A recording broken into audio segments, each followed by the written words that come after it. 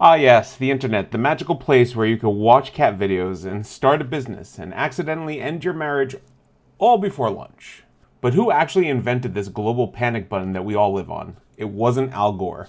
Today we're talking about Dr. Paul Barron, the man who basically invented the concept of the internet and got a handshake and a slow clap for it. So back in the early 1960s, when computers were the size of garages and could barely do math without catching fire, the US was terrified that the Soviets were going to nuke everything. Barron, working for Rand Corporation, was like, hey, maybe we should build a communication network that doesn't die instantly if you sneeze on it. His genius idea was packet switching, breaking data into chunks and sending them like little data pigeons through a mess of random paths to their destination. A result, a network that was so decentralized that even a nuclear strike wouldn't take it down. That's really the exact opposite of Comcast. So he pitched the idea to the military, and the military, being the military, was just like, hey, that's a neat idea, but it sounds too complicated. Also sounds like witchcraft. So they threw it onto the maybe later bin next to hover tanks and affordable healthcare. So fast forward to the late 60s when a group of nerds at ARPA, which later became DARPA, basically digs up Barron's idea, slaps it onto a new project and calls it ARPANET, and boom, baby internet is born. And Barron wasn't invited. Meanwhile, dudes like Vint Cerf and Bob Kahn later come up with the idea to write TCP/IP protocols, which is like putting an address label on Barron's data pigeons so they don't just fly into the ocean. They get the medals, the praise, the Google Doodles, and Barron is still out there yelling, "I told you so," in a Radio Shack. Eventually, internet becomes a thing and people start yelling at strangers on Twitters, downloading viruses from LimeWire, and selling feet pics on OnlyFans, all thanks to packet switching and Dr. Paul Barron. Still underrated, still underpaid, and still probably yelling at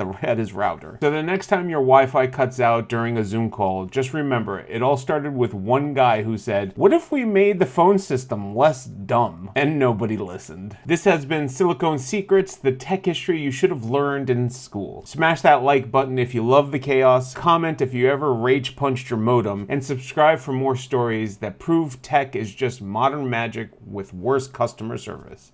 Take care, guys.